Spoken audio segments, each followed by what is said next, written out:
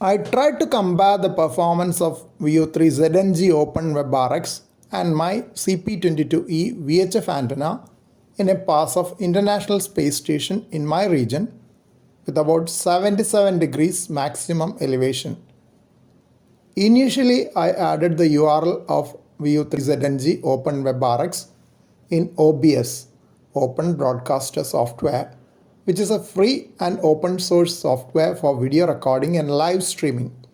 I had used OBS software earlier for testing live streaming of VU to VWNet on YouTube successfully. Tested out recording a couple of times to make sure that it will give a continuous video recording. That is because I have to do Doppler tuning in my IC2730 full duplex dual band radio manually while I try to hear the space station using my CP22E VHF antenna mounted on a piece of 3 meter long 1 inch CPVC pipe on my first floor terrace. Waited for the pass, observing the display in my mobile phone of the Argentinian AMSAT satellite pass prediction page and recording the audio from the radio using another mobile phone. A few minutes into the pass, I could hear VU2 MZT calling and replied him. He received my reply the second time. Later in the pass, I heard VU3BGK calling and replied him as well. Here is a curated pass recording, removing periods during which the satellite signals were not received from my radio using CP22E VHF antenna.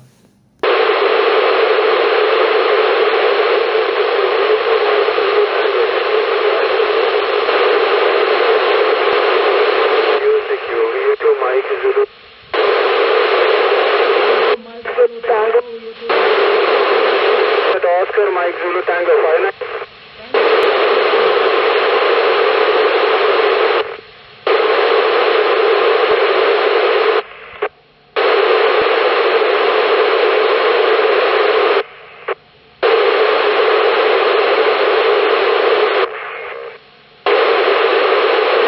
Victor Uniform 2 Juliet Oscar.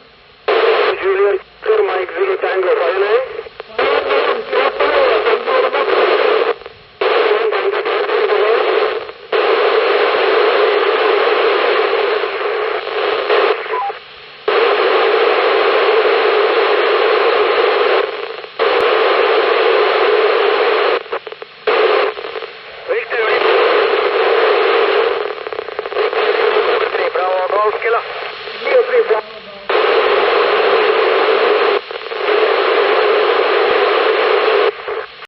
This is the recording which I took from VU3ZNG Open WebRX using OBS Studio. You can see that the satellite signal is being acquired as a band below the bookmark. It is being acquired intermittently, not continuously, possibly because of change in polarization of the signal. You know, satellite rotates and tumbles, or rather spins and tumbles in orbit, so that the signal becomes either polarization will change. So ideally you need a circularly polarized antenna for getting signals continuously. Moreover, the antenna should be directional and tracking the satellite pass as well. Here you can see that the density of the signal is increasing sometimes and decreasing at other times and not seen at other times. Now the signal is above the nominal frequency as satellite is moving towards the recording station. And now there is no signal acquired, maybe because of change in polarization between the antenna of the satellite and the recording radio. Now another bout of signal has come.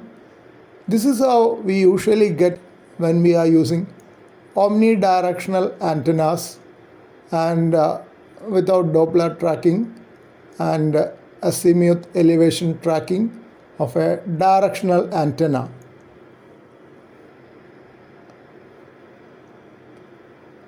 This recording was done when I was not there on the computer, as I was busy trying to record another instance using my CP22E antenna and IC2730 full duplex radio during the same pass. So it was a different location, so I could not monitor this. So dense signals are coming. Maybe the satellite is near the time of closest approach, much more denser, and you can see that the signal is very near the nominal frequency. But unfortunately this occurred. Some error occurred so that the recording could not be completed. Audio record of the contacts which I made were not obtained from this WebSTR, probably because there is a distance between my radio and that WebSTR, so timings will be different of the satellite pass.